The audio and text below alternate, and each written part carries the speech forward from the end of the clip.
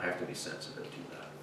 So I need to be sensitive to others and being hospitable and allowing myself to know that's Christ, that's a God thing, and not grumble.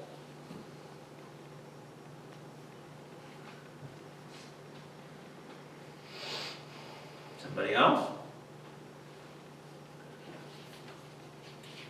The words for charity or love shall cover a multitude of sins. I think if one loves another person, even if that person is grumpy and miserable and critical and negative and so on, love will cover that. Say, let's continue to be loving and reach out graciously in spite of all of the wickedness and the part of the wayward individual.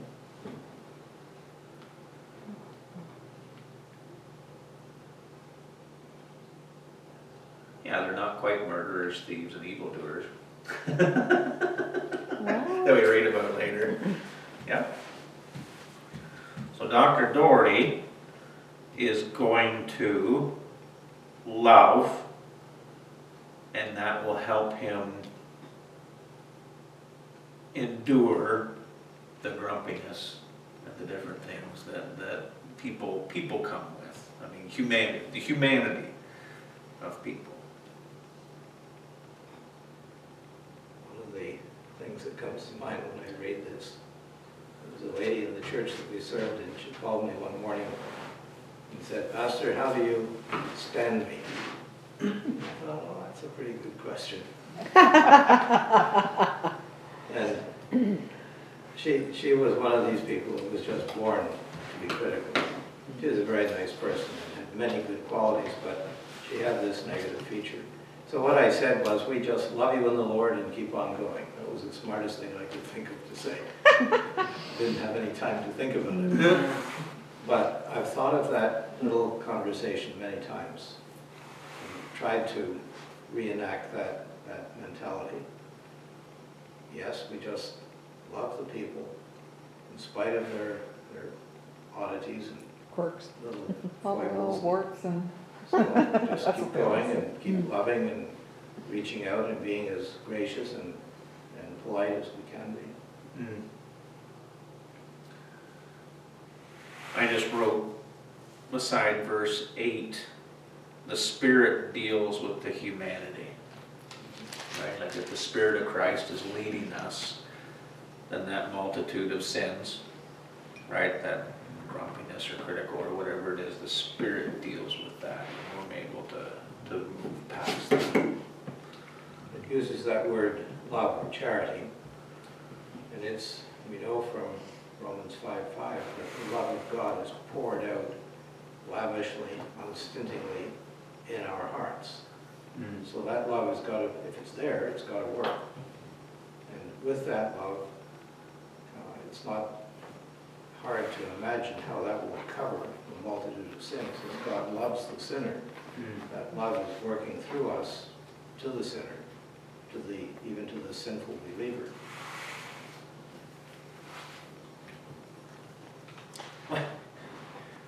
This is how Bible studies there go on all night, and then somebody goes to sleep and falls out the window. But I just, part of me is thinking there, are we completely detached from Noah being an example? You know, like his charity, like his family, you know, as he was building the ark, right, preaching for that 120 years. And constant harassment for 120 years. Yeah, but I mean, like the charitable, no, I understand that we have to keep it in context, it's in the midst, but, yeah, I mean, when Jesus fed the 5,000, I mean, not all those 5,000 people there were believers and treated them nicely, right? Like the idea of charity. I think it's important to point out that loving someone doesn't always necessarily mean just ignoring their faults. Because sometimes it's the most loving to say, hey, you know that when you do that, this is the effect that it has.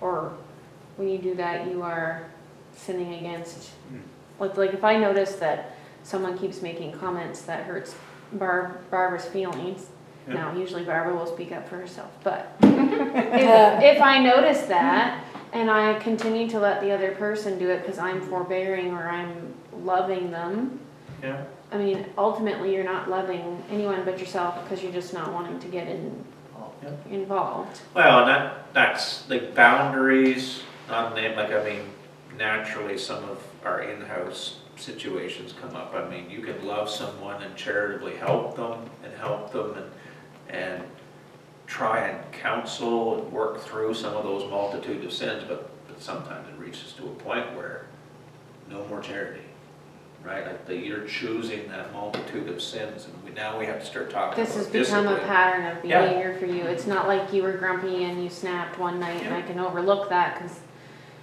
that's Yeah. not your normal. But when your normal is, then it's like, okay, there's something. Yeah. And I mean, if I was,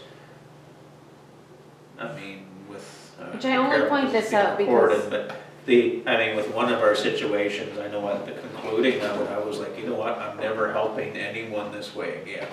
Bringing somebody into my home, not just paying for things, but like emotionally, spiritually attached and everything, and then just them choosing that multitude of sins, right, repeatedly with no fruit or desire at the end of it, right?